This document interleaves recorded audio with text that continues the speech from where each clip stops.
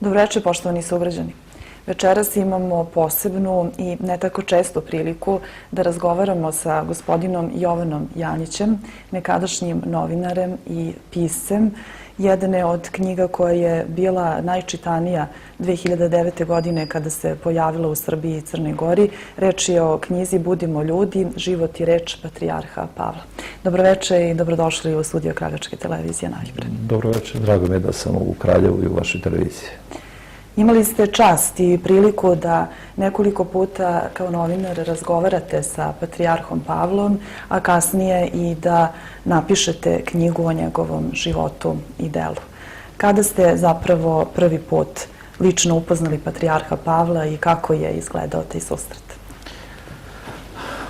Patrijarha Pavla lično sam upoznao prilikom jednog zvaničnog prijema. Radio sam neki posao, pa mi je bio zakazan prijem kod njegove svetosti. To je bilo početkom 1993. godine. Još prilikom tog susreta ja sam osjetio neku, dok sam boravio u njegovoj blizini, dok sam razgovarao, neku blaženu toplinu da me basipa od te ličnosti. Znate, znao sam o patrijarhu Pavlu i ranije o vladici Pavlu, dosta toga. Međutim, ipak to je drugačiji osjećaj kada se nađete u blizini jednog takvog čoveka koji već na prvi pogled vidite i prilikom prvog susreta da je to čovjek, naravno jedan od nas, ali koji zrači nekom posebnom duhovnom snagom i za koga bi se rekao da ono što neko reče više živi o nebu nego o hlebu. On je na zemlji tu i ponaša se kao jedan od nas, ali u stvari njegove duhovne težnje nadilaze ovo zemaljska vrednovanja. I dakle, posle tog prvog susreta ja sam poželeo naravno da imam i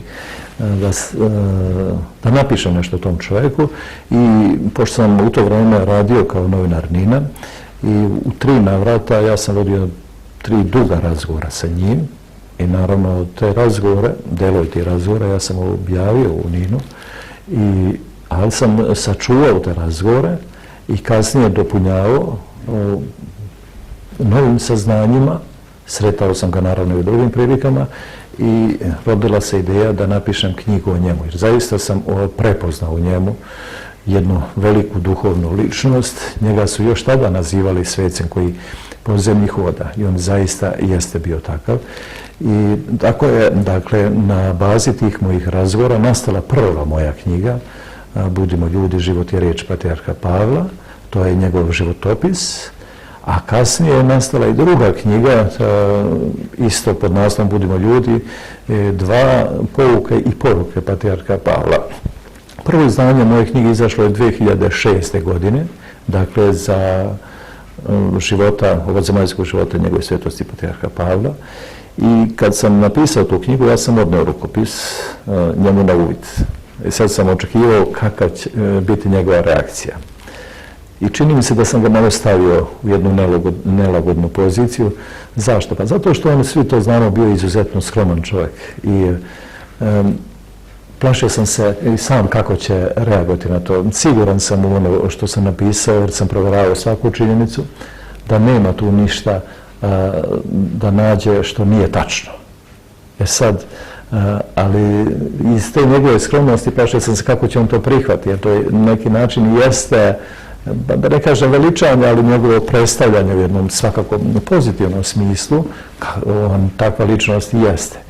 I zaista on je pročitao taj rukopis i držao ga je dugo kod sebe. I na kraju ipak rekao da mogu da štampam, ali siguran sam da je on takvo odobrenje i blagoslov dao iz obzira prema mom radu, da ne bude moj rad uzaludan.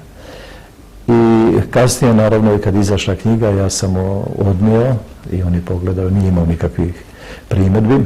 4 izdanja su izašla dok se za vreme njegovog ovozemaljskog života. A onda, kada se on upokojio 2009. godine, tek tada je poraslo veliko interesovanje za tu. Prvo jedna knjiga je bila, kasnije nastala druga. Tako da je te godine, 2009. godine, to bila najtiražnija knjiga u Srbiji, Crnoj Gori i Republici Srpskoj. Nastavila su posle i sa prevodima, na francuskom jeziku izašla su 2 izdanja, u rumunskom ni sam, kako izdavač mi reče, njihov rumunski izdavač, ni oni sami ne znaju koliko puta su doštampavali. U Rusiji su izašla 2 izdanja do sada u velikim tiražima i izašla je još i zvučna knjiga gdje jedan glumac čita odlomke iz moje druge knjige. Dakle, ljudi dok su u automobilu i nekoj drugoj prilici da mogu da slušaju reč patrijarha Pavla, trebalo bi da bude prevedena još na grčki, italijanski, ovog leta trebalo bi izaći na makedonski jezik. Naravno, ja sam Bogu zahvalan i patrijarhu Pavlu na tome, ali sigurno da to nisu moje zasluge, to je zasluga patrijarha Pavla i tiraži tih knjiga govore o ugledu koji patrijarh Pavle uživa ne samo u našem narodu, nego i izvan granica ove zemlje. Imali ste priliku 3 razgovora, odnosno intervjua da uradite sa njim u različitim vremenskim razdobljima. To pominjete i u knjizi Budimo ljudi. Tada patrijarh 1993. godine i nije bio na toj funkciji, tako da ste imali priliku da ga, u stvari bio je zapravo 90. on ustoličen, ali bilo su drugačija vremena. Imali ste priliku da ga posmatrate u tim različitim vremenskim razdobljima u jednom periodu koji je zaista bio težak za srpski narod i po čemu zapravo pamtite te razgovore sa njim? Znate, često ističem da je naša sreća i Božji blagoslov da smo u jednom od najtežih perioda naše istorije imali jednu takvu ličnost za duhovnog poglavara i na čelu naše crkve. Rekao sam u jednom od najtežih perioda naše istorije, nisam rekao u najnovije istorije, nego uopšte. Ako pogledamo kroz što smo sve prošli u ovih posljednjih 25 godina, vidjet ćemo da je to zaista jedan od najtežih perioda u srpskoj istoriji. Ilustrovat ću to samo sa 2 činjenice. Mi smo 3. milenijum, 21. vek, dočekali sa 1000 crkava i manastira u ruševinama, koje u Hrvatskoj, Bosni i Hercegovini, na Kosovu i neobnovljenih iz Drugog svjetskog rata. Dodao je malobrojni srpski narod, dočekao je sa 1 milion svojih sunarodnika izvan svojih domova, 3. milenijum dočekao je u raseljeništvu i izbjeglištvu. Pa zar samo te 2 činjenice ne govore da smo preživjeli jedan težak period? Sad, Bog nam u tom jednom teškom vremenu šalje jednu takvu ličnost, zaista svetog čovjeka za duhovnog poglavara naše crkve. On nam je kao neko svetlo u mraku bio. Što reče vladika Lavrentije, sami Bog zna šta bi od nas bilo da nismo imali na čelu naše crkve jednu takvu ličnost kao što je patrijarh Pavle. I znate, i svi oni koji su napadali srpski narod i koji su, bilo je to vreme, jasno je, medijske satanizacije i svakakvi drugi nasrtaja na Srbe. Sad, kad pogledaju ličnost i kad oslušnu reč patrijarha Pavla, a i njega su napadali, ipak svi ti koji su to činili, tako nečasno se ponašaju prema Srbima, morali su malo da zastanu.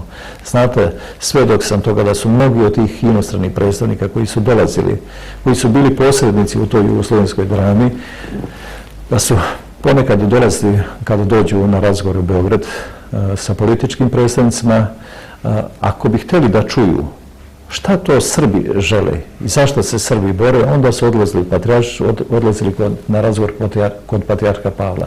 I bili su sigurni da ono što on kaže da je upravo tako, jer znalo se, on čovjek je govorio ono samo što je istina, što bi se reklo po Božjim zakonima i što je sigurno utemeljeno na istini. On se molio ne samo za svoj narod, već i za sve ostale narode na zemlji. Naravno, da, on je sve ljudi. Za neprijatelje Srbije u tome. To je jedinstven slučaj da je, ja ne znam takav slučaj u istoriji, da je neko napisao molitvu i za neprijatelje. To je vrhunac ljubavi, kada se neko voli ne samo one najbliže, nego i voli one koji ti čine loše. I on za njih piše molitvu. molitva za neprijatelje. Jer sad, nekome to može biti onako iracionalno, da ne upotrebimo neku drugu reč. Ne, u samoj toj molitvi kaže se, koja je svrha toga, kaže Gospode, pomozi i onim koji čine ta zlodela, da ne ubijaju nejač, da ne pale kuće, da ne čine druga zlodela. Dakle, ako oni čine loše, oni nama čine loše. I zato on piše molitvu da i Bog udostoji da shvate kuda ide to njihovo delo, da njih prvo oslobodi greha, da ne čine zlo, jer kad čine zlo, oni u stvari mi trpimo toga. To je smisao molitve za neprijatelje koji je on pisao. I ne samo na taj način da on pokazivao taj hrišćanski odnos prema svim ljudima, sve ljude je naravno doživljao, bez obzira koje vere, doživljaju kao decu, kao Božja stvorenja. I on je stalno govorio budimo ljudi. Zbog toga ste verovatno izabrali upravo taj izraz za naslov knjige. Teško je naći tu sintagmu, neku koja više govori o te dve reči, budimo ljudi, koju on često govorio. A šta to znači? Dakle, da treba da postupamo onako kako je od Boga rečeno, da ono što je darove koje nam je Bog dao, da ih koristimo na dobro, a ne da bismo ih koristili na zlo, da činimo loše drugim ljudima. Dakle, svako od nas je dobio neke talente ili talante, darove neke. Sad, od nas zavisi na što ćemo ih upotrebiti. Da li ćemo ih koristiti na dobro ili na loše. To zavisi od svakog čoveka. I da uvijek imamo u vidu, dakle, ono što ne želimo sebi, da ne činimo drugima. Konkretno on je govorio da svaki čovjek treba da postupa tako da njegovo delo ide u 3 dimenzija, u 3 pravca. Da ide u visinu, u širinu i u dubinu. Šta to znači? U visinu. Da sve što čini, treba da čini da to bude u slavu Boga. Da bude Bogu milo. U širinu, da sve što radimo, da bude korisno drugim ljudima. I u dubinu, da imamo uvijek u vidu, da ono što radimo, da to nama koristi, da ide nama na spasenje. Zaista, ima li nekog ko može reći da patrijarh Pavle nije tako postupao? On nam je svojim životom davao recept i pokazao kako treba živjeti i kako treba boriti se u ovom svijetu. I sam patrijarh je mnogo radio i znao je razne poslove da obavlja, to je vrlo zanimljivo. Popravljao je obuću, radio je čak i neke poslove vezano za popravljanje bravarije, stolarije i ostalo i ništa mu nije bilo teško. Smatrao je da čovek ne treba da se stidi nikakvog rada, već samo zlih dela, loših dela, je li tako? Tako je, ali to su ilustracije njegovog duhovnog stanja, to što on je radio sve. On nije želeo da njemu niko ništa obavlja ono što je njegov posao. Da mu čisti obuće neko, da mu šije mantiju. On je to sam sebi sve radio, spremao sebi ručak. Ali i ono što često kažu, patrijarh Pavle je bio izuzetno skroman, pa ističu taj njegov asketizam. To jeste, ali to nije dovoljno reći tako. Jer je to samo jedna spoljna manifestacija njegovog duhovnog i duševnog stanja. Znate, on kaže da treba dati i telu ono što mu pripada, ali i duši. Ako telu damo više nego što mu pripada, mi oduzimamo duše. Dakle, ni telu više, ni duši manje. To je bila dimenzija. Dakle, čovjek uvijek je dvojna ličnost. Mi smo i telesni, a telo naše je hram duše naše. Dakle, moramo negovati telo sve, moramo brinuti o svom zdravlju. Ali moramo brinuti i o duši. Duša je ta koja je ogledalo čoveka. Zato treba, kaže, ni telu više što treba, ni duši manje nego ono što je potrebno. Dakle, mora se imati ta ravnoteža. Dakle, kad pomenuli te njegove razne posle kojima se bavio, on je pošao od toga da čovjek opet od onoga da čovjek treba da učini ono sve što do njega stoji. Da se ne oslanja na druge. I on kaže, ne ponižava rad. I sam Hristos, Gospod naš, je bio drvodelja.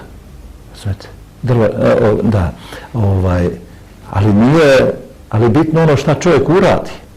Mi sami određujemo kako će nas ljudi prihvati, kakvi ćemo biti ljudi u ostalom. Ne posao, nebitno je koji posao. Dalje, svoj položaj u crkvi, on se opire o tome kad se kaže neko da vlast, crkvena vlast, da se u crkvi vlada. Ne, on kaže u crkvi se ne vlada, u crkvi se služi. Zemaljski vladari vladaju, a u crkvi se služi. I on je tako svoju dužnost shvatao, dužnost patrijarha. On se opirao, nije želeo da bude patrijarh. Ali kad je prespavao, pa shvatio da je izabran Božjim promislom. Da je time u stvari on dobio samo novi zadatak da više radi, da više služi. Onda se on prihvatio. I prihvatio tako da postupa. Znači, što imaš veću dužnost u crkvi, a tako bi trebalo i da bude i u društvu, što je veću dužnost imaš, tebi je odgovornost veća, ti moraš više da radiš, više da služiš bližnjima. Upravo tako je on postupao u životu. Patrijarha Pavla, ljudi koji su imali priliku da ga upoznaju i pre nego što je ustoličen za patrijarha 1990. godine, su često govorili da je on svetac koji hoda zemljom. Međutim, on tada ipak nije bio dovoljno poznat široj javnosti. Tek kada postaje patrijarh, jel tako, postaje poznat u javnosti. Da, ima svedočenja da su patrijarha Pavla još dok je bio episkop Raško-Prizrenski nazivali svetim. Osim običnih ljudi i neki poznate ličnosti, recimo moj pokojni prijatelj Milić od Mačve, on piše u jednoj od svojih knjiga da 1070 i neke godine, 78, čini se, nije važno koje godine, vodi svog oca Radovana na Kosovu u Prizren. Kaže, krenuo sam sa ocem u nameri da ga upoznam sa jednim svetim čovjekom, sa vladikom Raško-Prizrenskim Pavlom. To je zaista sveti čovjek. Dakle, on već tada prepoznaje, vidite koliko je to godina pre nego što će biti izabran za patrijarha kao sveti čovjek. Naravno, ali pošto se vladika Pavle držao prilično skromno i on nije išao za time da se eksponira njegovo delo, znate, i on nije bio daleko od medija i zato nije bio dovoljno poznat, ali oni koji su imali prilike da ga sreću, oni su vidjeli da je to zaista jedan veliki duhovnik. Čovjek malog rasta, ali velike duhovne snage, da je sav predan Bogu. I Bogu i ljudima. Da radi po Božjim zakonima, ali da gleda ono sve što radi, da to bude na korist drugih ljudi. Možda i mnogi ne znaju da je on živeo i za monašenje u takozvanoj Srpskoj Svete Gori, odnosno u manastirima Ovčarsko-Kablarske klisure koji nisu daleko odavde. I postoje zanimljivi zapisi u ovoj knjizi iz tog njegovog perioda života, je li tako? Da. Pa zaista kad pogledamo život patrijarha Pavla, vidjet ćemo da je on zaista Božjim promislom došao na to mjesto. Prvo da bude monah, pa kasnije da bude vladika, a da kasnije bude izabran i za patrijarha. Evo, ako dozvolite, ja često ukazujem na tu simboliku u njegovom životu, imenu i radu. Ako dopustite, ja bih izneo nekoliko činjenica. Naravno. Vidite, da krenemo od toga kada on dolazi na ovaj svijet. Prošle godine smo proslavili 100 godina od Prvog svjetskog rata. Istovremeno to je bila i 100. godišnjica rođenja patrijarha Pavla. U godini koja je prošla mi smo to obeležali. Dakle, kada počne taj Prvi svjetski rat, najveći rat do tada u istoriji, a on počinje tako kada Austro-Ugarska kreće u napad na Srbiju. U drugom pokušaju, pošto je pretrpela poraz na Ceru, početkom septembra, ona kreće ponovo da se obračuna sa Srbijom i da je porazi. Za to vreme, i napada iz pravca Drine, za to vreme, dok Austro-Ugarska napada, kreće ka Srbiji, u njenoj pozadini rađa se budući duhovni poglavar naroda na koji su oni upravo krenuli. 1914. godine, 11. septembra po novom kalendaru na praznik usekovanja glave Svetog Jovana Krstitelja. Sam taj praznik, crveno slovo, je dan posta i molitve, to znamo. A kao što svi smo vidjeli kasnije, i sam život patrijarha Pavla bio je obeležen tim praznikom u znaku posta i molitve. On je tako ceo život postupao. Dakle, ta prva simbolika. Dalje, upravo na Drini, 30 godina kasnije, Gojko Stojčić, svršeni student teologije, tada biva postavljan za veroučitelja i vaspitača deci izbjegloj iz Bosne u domu za nezbrinutu decu u Banji Koviljače, tu na Drini. I desio se onaj slučaj da jedan dečak uđe u vodu malo dublje nego što bi trebalo, dalje zađe nego što su mu odredili i počne se davi. I on, onako bio vrlo letnji avgustovski dan, on onako u mantiji, uskoči u Drinu, tu hladnu vodu, da izbavi to dete i izvukao ga napolje. Ali šta se desi? Spasao, dakle, ovog dečaka, ali razboli se on tako teško da su mu lekari davali najviše 3 mjeseca života.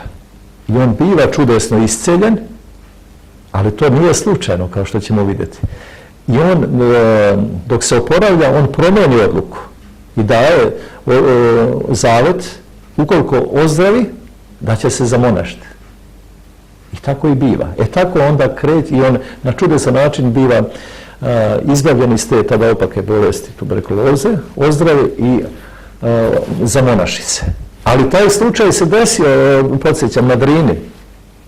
Upravo gledajte tu simboliku koju pominjemo sa 14. To se dešava 30 godina kasnije, 44. godine. I tako patrijarh Pavle, tada Gojko Stojčić menja odluku, htio je da bude sveštenik, da se oženi, sveštenici se žene, ili tako, da se oženi, da ide na parohiju, oformi porodicu i tako. Međutim, pošto je zadesila ga ta bolest, on je shvatio da ne može više spreman za to i onda reši da se zamonaši. I upravo tada kreće taj njegov monaški, odnosno duhovni put. Da, čak kao mlad je govorio da ima sklonosti ka prirodnim naukama, nije mnogo razmišljao o bogoslovstvu. Jeste, nije razmišljao o tome, ali htio je da studira i medicinu i krenuo je kasnije na to, ali onda za vreme rata nije mogao. Kad je krenuo na Bogoslovski fakultet, htio je da studira i teologiju i medicinu, uporedo 2 fakulteta, da se bavi i telom i dušom. Ako studira medicinu, dakle da leči telo, a ako je teologiju, dakle da bude posvećen ljudskim duši. I rat je bio, nije mogao na oba mesta i nastavio je na Bogoslovskom fakultetu i završio. Ali još simboliku, jednu samo oko toga kad smo. 57. godine, on je bio na postdiplomskim studijama u Grčkoj. I on odlazi za Vaskrs, odlazi na pokloničko putovanje u Svetu zemlju, u Jerusalim. A Jerusalimska patrijaršija do danas je zadržala taj drevni običaj da Jerusalimski patrijarh na Veliki četvrtak u podsjećanju na veliki događaj kada je Gospod Isus Hristos na Veliki četvrtak prao noge svojim učenicima, apostolima, tako sve do danas Jerusalimski patrijarh to čini izabranim sveštenicima i monasima. Znate, tada za vaskršnje praznike masa sveta dođe u Jerusalim i bude izabrano 12 sveštenika ili monaha i kojima će simbolično Jerusalimski patrijarh oprati noge. I desilo se da te 57. godine jedan od tih 12 izabrani bude protosinđel Gojko Stojčević, odnosno Pavle Stojčević bio za mošće. Vraća se u Atinu i onda dobija vest da je na zasedanju Sveto-Orhejskog sabora izabran za vladika. Naravno, to je protumačeno da je to bilo naznačenje, to je jedno malo čudo, onoga što će uslediti, da će biti izabran za vladiku. I tako dalje, ceo njegov život obeležen je nekim tim simboličnim događajima. Pa na Kosovu je bio 33 godine, kao što je 33 Hristove godine na zemlji i tako dalje. Patrijarh se mnogo molio i za Kosovo, ali tako? Pa Kosovo je bilo i ostalo u njegovoj duši. On je, rekao smo, 33 godine pune bio je episkop, Raško-Prizrenski, i on se saživao sa tim narodom dole. Ne samo što je brinuo fizički o njima i duhovno, kao duhovni otac, o svetinjama, o crkvama i manastirima, o monaštvu, verujućem narodu na Kosovu i Metohiji, nego on bio najglasniji svedok onoga što se dešavalo dole. On je redovno pisao izveštaje ne samo Sveto-arhijejskom sinodu, nego i državnim vlastima, šta se radi na Kosovu i Metohiji i kakvom teroru su izloženi Srbi i njihove svetinje. Pisao je to i čak i maršalu Brozu i drugim državnim organima, pa je dobio upozorenje da pazi šta radi. Znači, od tih njegovih izveštaja, to je jedno dragoceno svedočanstvo, danas je nastala jedna vrlo važna i dragocena knjiga, izveštaj sa raspetog Kosova, koja je nedavno objavljena u izdanju Sveto-arhijejskog sinoda. I nema zaista verodostojnijeg svedočanstva o onome šta se zbivalo na Kosovu i Metohiji, u životu, na terenu, od te njegove knjige, od tih njegovih izveštaja koje je on pisao. Patrijarh Pavle je i sam napisao, sem tih izveštaja, nekoliko knjiga, tako? On nije pisao da bi napisao knjige. On je činio ono onako, ponavljam ponovo, kako je govorio, da svako od nas učini što do njega stoji. On je pisao te izveštaje, pisao je, odgovarao na razna pisma. Od tog njegovog, pod navodnicima rečeno, usputnog rada, nastale su neke vrlo dragocene knjige. Tu pre svega mislim na jedno trotomno njegovo delo pod skromnim naslovom kakav je on bio, kojem je sam dao taj naslov, kaže da nam budu jasnija neka pitanja naše vere. Tako je naslovio 3 toma njegovog kapitalnog dela. A tu je, u te 3 knjige obrađeno je 120 različitih tema iz liturgike i raznih drugih teoloških tema. Nastale su tako što je on odgovarao đacima Prizrenske bogoslovije i drugim vernima iz njegove tadašnje Raško-Prizrenske eparhije, a i kasnije kao patrijarh Pavle. Pisali su mu ljudi, tražili razjašnjenja nekih teoloških pitanja i onda on vrlo studiozno to odgovarao i kad su vidjeli u Beogradu sinodu, a on je bio 72. godine, bio član sinoda i onda je sinod dao zaduženje njemu da to što on njima odgovara, da se to objavljuje u glasniku, u službenom listu Srpske pravoslavne crkve, da bi to mogli da, jer su to zaista vrlo studiozno, naučno obrađene teme, da bi to bilo korisno i drugim vernicima. Tako je on u broju odgovarao na ta postavljena pitanja i kasnije to sabrano i od toga su nastala ta 3 njegova toma kapitalnog dela, kažem, da nam budu jasnija neka pitanja naše vere. Naravno, posle bilo je tu verujući koji su sakupljali njegove besede i nastalo je 2 knjige za sad, možda umeđutim objavljena i 3. od njegovih beseda.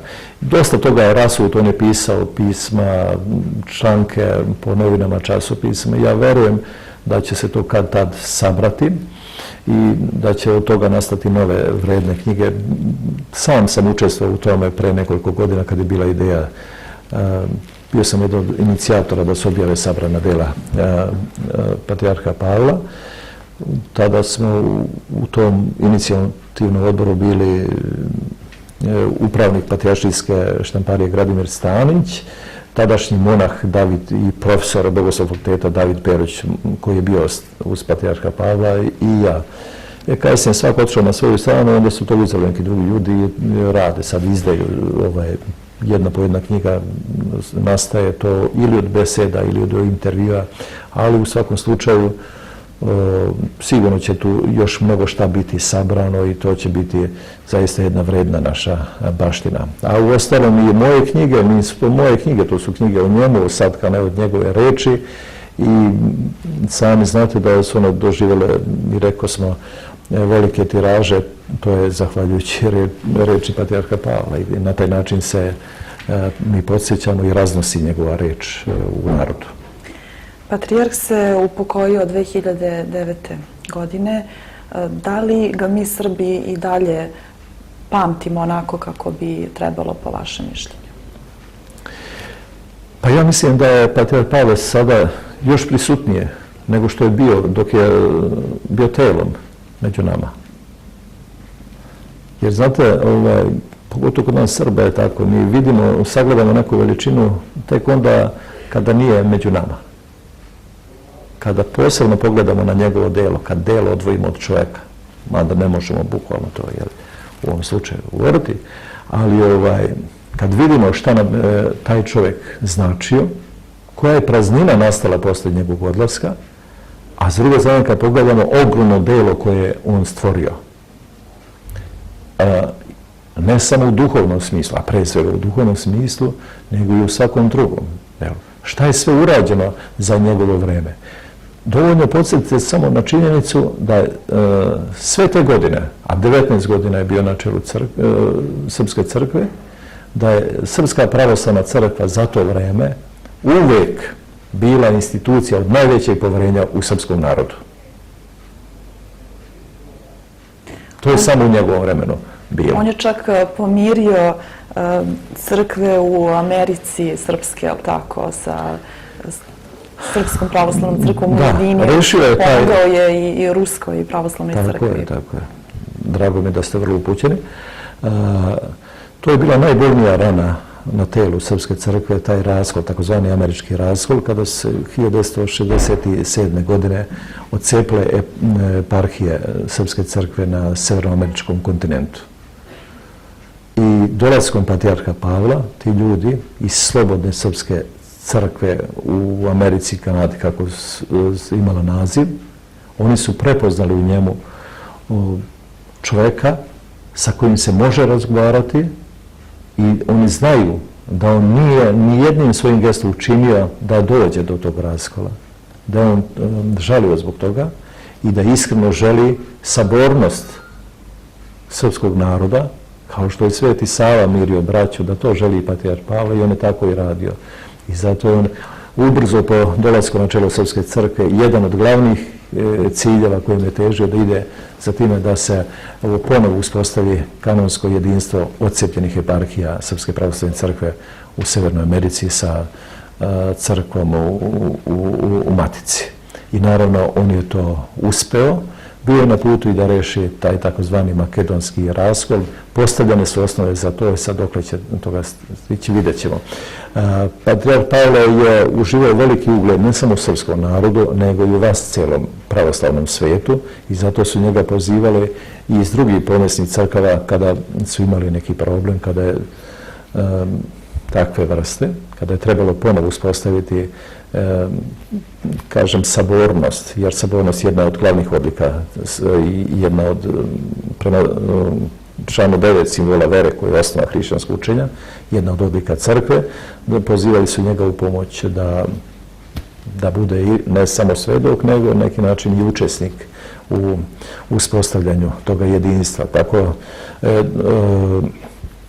bio je pozivan i kada je dolazilo do ponovnog uspostavljanja jedinstva između Ruske pravoslavne crkve i Ruske zagranične crkve, osnovane 1921. godine, i to kod nas u Sremskim Karlovicama, naravno koja je posle delovala u celom rasijanju.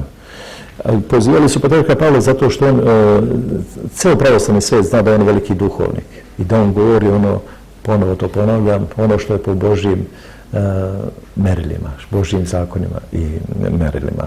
I ono što kaže da zaista jeste tako. Uživao je zaista veliki ugled, tako da ja to često ističem da su i poglavari drugih crkava i verskih zajednica u svijetu njega nazivali najvećim duhovnikom našeg vremena. I podsjećam i da su ga nazivali svetim, to smo govorili na početku ovog razgovora. Recimo, ruski patrijarh Aleksij, drugi, isto bio veliki čovjek, i on je govorio da je patrijarh Pavle sveti čovjek. Pa onda, blaženo počivši, jerusalimski patrijarh Teofilo govorio da je Bog u Srbiji na mesto patrijarha postavio jednog svetog čovjeka. Tako su ga doživljali poglavari pomesnih pravoslavnih crkava, a isto poštovanje imao je i od poglavara drugih crkava i verskih zajednica u svijetu. Čak je on odbio da prima platu patrijarha. pošto novac njemu nije predstavljao sam po sebi, ako sam ja to dobro razumela, neku veliku važnost. Dobro ste razumeli. Naravno da nije predstavljao nikakvu važnost, jer novac je potreban samo onoliko koliko je to nužno za održavanje telesnih potreba. Pa evo, recimo, bio sam svedok toga. Naravno, imao sam više susreta osim ti koji, kad su vođeni razgovori, i znam, godinama sam pratio dešavanja u Srpskoj crkvi, pošto sam bio 2 decenije novinar u stalnom radnom odnosu u Ninu. I pratili ste crkvenu hronologiju, ali tako? Crkvenu hroniku najviše sam ne pratio. I on, govorimo sad o patrijarhu Pavlu, recimo, on je, kad mu treba neki blokčić, neki papirčić, neka knjiga koja se štampa pod krovom zgrade u kojoj on živi, u kojoj stoluje, u Patrijaršijskom dvoru, u Patrijaršijskoj štampariji, on dođe i koliko to košta. On je tu nadležan, to je pod njegovim nadzorom sve se to radi, da kažem, u takovim svetovnim jezikom, on je šef tu. Ne, on neće to da uzme, nego traži od svog učenika, mog prijatelja Gradimira Stanića, da kaže koliko to košta da on plati. Neće ništa džabe. Razumete? Dakle, nikome da ne bude na teret iz tog razloga. Ono koliko je potrebno, dakle, samo za, što rekao sam malo pre, ni telu više što mu treba, ni duši manje što je potrebno. Znači, samo onoliko koliko je nužno. Toliko je potreban novac. Nije novac strano ljudskom biću. Znate, i novčići su pokazali i Hristu. Znači, on je potreban za radi obavljanja nekih potreba čovjekovih u ovom svetu, ali ne treba zloupotrebljavati, ne treba živjeti na tuđi račun, nego treba svako da čini ono koliko do njega stoji. Patrijarh je bio skroman i u smislu da se često vozio javnim autobuskim prevozom po Beogradu, na primjer, da je išao pešice često. I tada su ga ljudi viđali. Ali kažem, to je sve, da, to je tačno sve. To jeste i to ljudi dosta pamte danas, pa on je naš savremenik. Svi mi njega pamtimo, mnogi od nas smo ga sretali. Sigurno ste ga sretali ovdje, dolazio on ovdje u Kraljevu, u Žiču, naravno. Vidjeli ste, to je zaista on bio, to je njegovo pravo lice. Ali opet kažemo, ta njegova skronost je jedna samo spoljna manifestacija njegovog duhovnog stanja. Kako uopšte ljudi danas razmišljaju o tom duhovnom svetu, o duhovnosti drugih ljudi koji nas okružuju, po vašem mišljenju? A to je suštinsko, a samim tim vrlo teško pitanje. Znate, kaže Hristos, čuvaj se stado moje malo. Nije kvalitet u masi, nego vrednost je, velike vrednosti u male bočice, što bi rekao naš narod, da čuvaju. Jer tako, ima ljudi koji drže iskreno do duhovnosti i koji rade na svom duhovnom uzrastanju. Imaju oni koji imaju to možda neke vide manifestacije, ali u jednom sam siguran da nam je patrijarh Pavle svojom rečju i svojim delom mnogo učinio da se veliki broj našeg naroda vrati crkvi i da počne na jedan drugačiji način da razmišlja. Mi kad pogledamo njegove reči i vidite, da li ima neko da ne zna te 2 reči da budimo ljudi? Svi znaju. Pa mora koliko toliko da se zamisli, a šta to znači? Ili njegove reči da svako od nas učini koliko do njega stoji. Znači, na neki način mora postaći i druge poučene reči koje je govorio i često ponavljao, svesno ponavljao, da bismo ih naučili. Znači, on je dosta uticao na duhovno osveženje našeg naroda. I to je isto Božji promisao. Znači, kad pogledam, ja to često govorim, gostim često pozivaju me na tribine po Srbiji, raznim mjestima, ja često govorim kako Bog s vremena na vreme pošalje neke velike ljude u ovaj svijet da nas iznova duhovno obnove, ojačaju, da nam ponovo ukažu na put kojim valja ići. Evo pogledajmo samo taj 20. vek. Imali smo 2 velika duhovnika, Svetog vladiku Nikolaja i oca Justina Popovića. 2 sveta čovjeka. I njihov put nastavlja patrijarh Pavle. Nije slučajno da su monasi upravo iz vaše žičke eparhije prihvatili patrijarha Pavla. I on postaje jedan veliki duhovni svetlo naše u ovom svijetu, naša živa ikona. Pa mi, kad pokažemo patrijarha Pavla, to smo mi.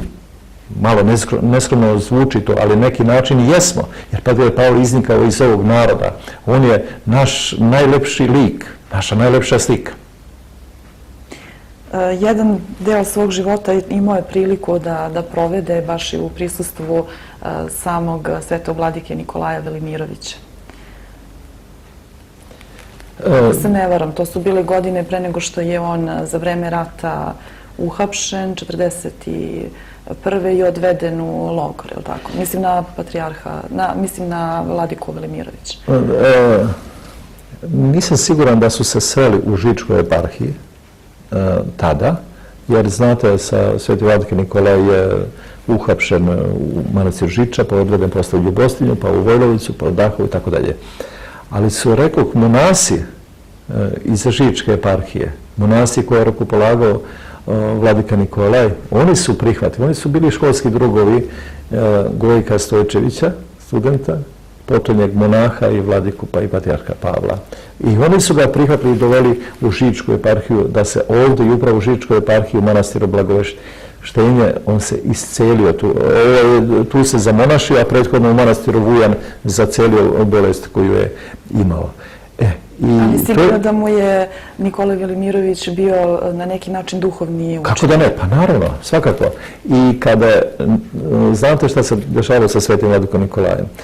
Nije se mogao održavati kontakt kasnije posle rata. Ali patrijarh Pavle kad odlazi 55. godine na postdiplomske studije u Atinu, on odmah sastavlja pismo i piše svetom vladici Nikolaju u Ameriku.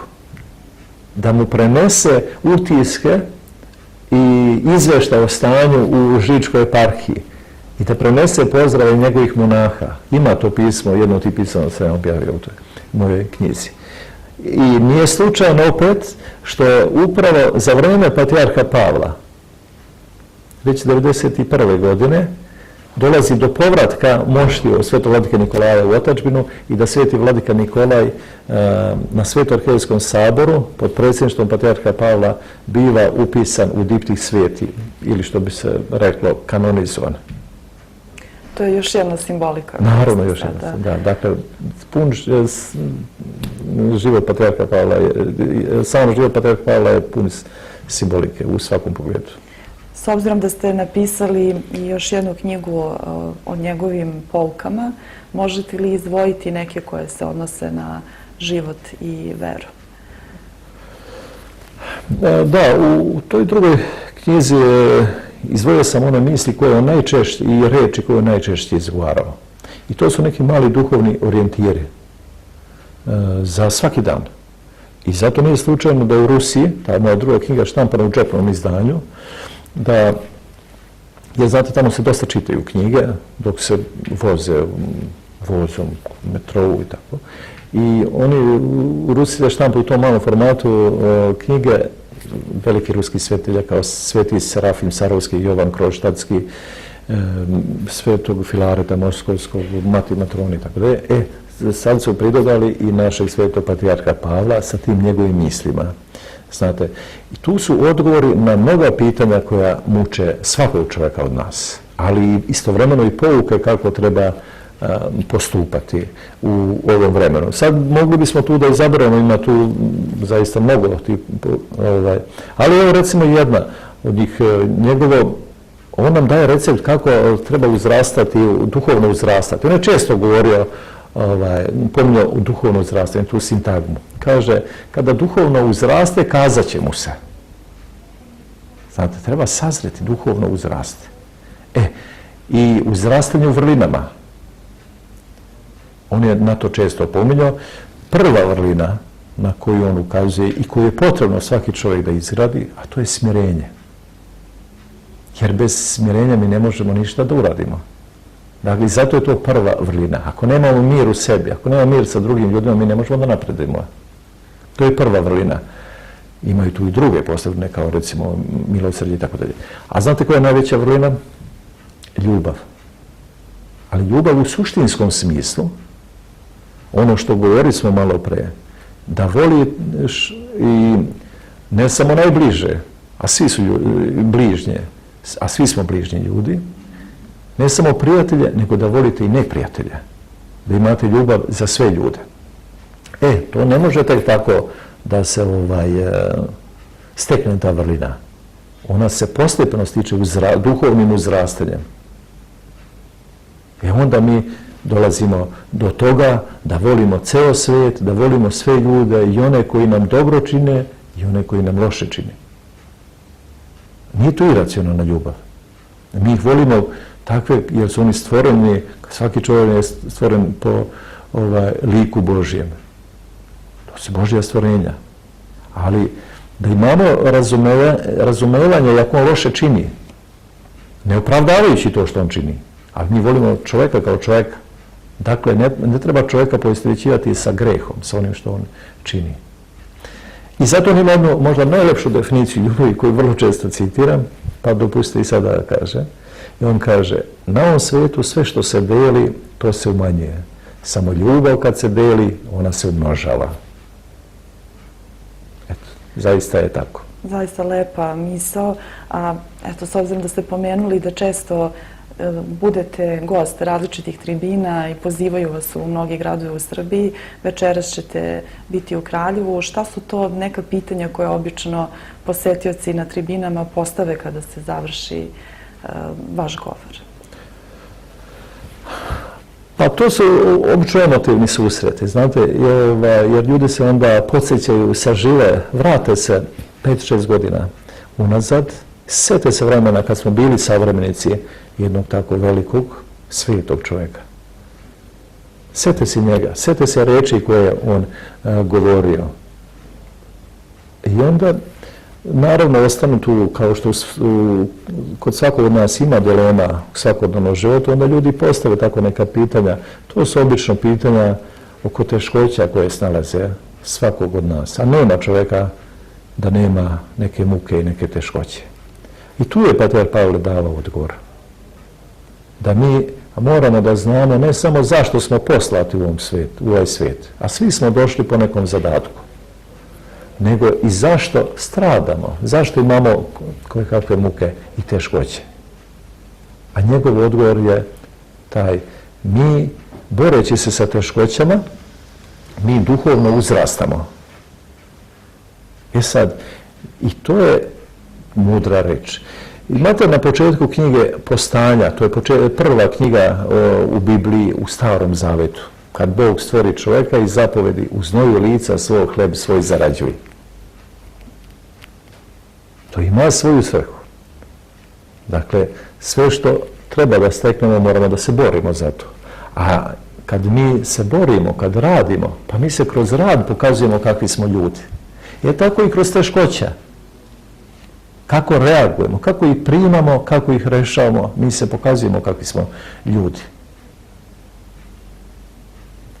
Koliko smo duhovno uzrasti. I prema tome, a Bog, to je pater Pavle upozoravao, nikad neće, a tako i u Bibliji piše, nikad neće dopustiti neke veće teškoće nego što čovjek može da ih iznese i podnese.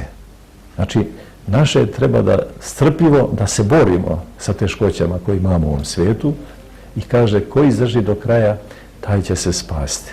Kad smo već kod toga, moramo reći još jednu stvar, a to isto želim često da naglasim. Nemojte da glorifikujemo patrijarha Pavla, da ga predstavljamo nekim nadčovekom. On jeste sveti čovjek. Ali on je u ovom svijetu postupao samo kao jedan od nas. To ne umanjuje njega. Naprotiv, on je ovaj svijet prihvatao ovakav kakav jeste. I upravo delajući u ovom svijetu, sa svim teškoćama koje postoje oko nas, s kojima se on nosio junački i u svakoj prilici, on je stecao svetost. On je duhovno uzrastao. I zato što je borio se u ovom svijetu ovakav kakav je, dostojanstveno. Zato je uzrastao do toga da ga još za života nazivaju svetim čovjekom. I on je pokupio iz našeg naroda ono sve što je najbolje.